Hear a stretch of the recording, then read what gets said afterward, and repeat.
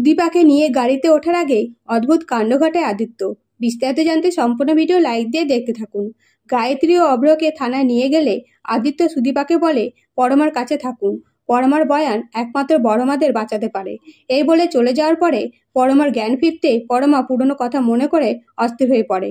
তখন সুদীপা আর পরমার মা বাবা পরমার কাছে যায়। তখন ডাক্তার এসে উপস্থিত হতেই পরমা বলে, ধন্যবাদ ডাক্তার। তখন ডাক্তার সুদীপার দিকে তাকিয়ে বলে, তোমার বোন না থাকলে সুস্থ করতে পারতাম না। তখন পরমার মা বলে, এই মেয়ে অনাথ, কোনো বোন নয়। তখন পরমা নিজের মাকে চুপ করতে বললে পরমার মা বলে, এই মেয়েটা না থাকলে এসব কিছুই হতো না। এইসব শুনে পরমা অস্থির হয়ে পড়লে ডাক্তার পরমার মা বাবাকে বাইরে যেতে বলে। এদিকে পরমার মা বাবা বাইরে যেতেই সুদীপা বলে, পরমা তোমাকে আমার সাথে থানায় যেতে হবে, কারণ এদিকে অনেক কিছু ঘটে গেছে। এবং সমস্ত ঘটনা বলতে পরমা থানায় যেতে রাজি হয়ে যায়। কিন্তু সুদীপা পরমাকে নিয়ে হাসপাতাল থেকে বেরোতে গেলে পরমার মা বাধা দেয় আর বলে, আমি নিয়ে যাব পরমাকে, তবে এই মেয়ে আমাদের সাথে যাবে না।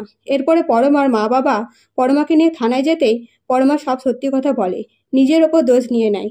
এইদিকে পরমার কথা শুনে গায়ত্রী দুর্বল হয়ে পড়ে আর বলে, বড় বৌমা, তুমি নিজের সম্মানের কথা না ভেবে আমাদেরকে এভাবে বাঁচাতে এলে। আমি তোমাকে মাথায় করে রাখবো, তোমার কোনো অসুবিধা হবে না। তখন পরমার মা বলে, পরমাকে আমরা নিয়ে যাব। এই কথা শুনে গায়ত্রী পরমার মাকে বলে, যেটা হয়েছে সেটা আর কোনোদিন হবে না, আমি কথা দিচ্ছি। এই বলে পরমাকে বাড়িতে নিয়ে চলে যায়। এরপরে সুদীপা একাই বাড়ি ফিরতে গেলে প্রফেসর এসে উপস্থিত হয় আর সুদীপাকে কফি খেতে যেতে বলে। কিন্তু সুদীপা বলে, আমাকে বাড়ি পৌঁছে দিতে পারবেন? এরই মধ্যে আদিত্য থানা থেকে বেরিয়ে প্রফেসর আর সুদীপাকে একসাথে দেখে দাঁড়িয়ে পড়ে।